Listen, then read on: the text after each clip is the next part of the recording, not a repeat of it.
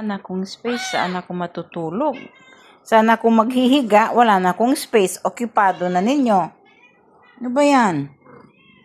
Maling-maling. Maling-maling yan. 5 ang baby niya. Paduduin mo. Okay na yan sila, oh. 2 weeks old na,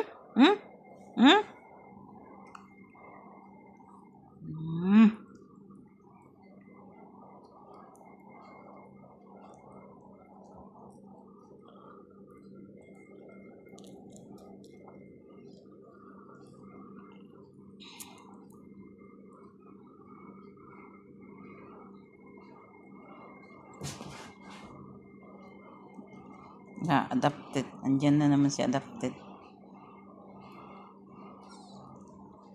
Adopted.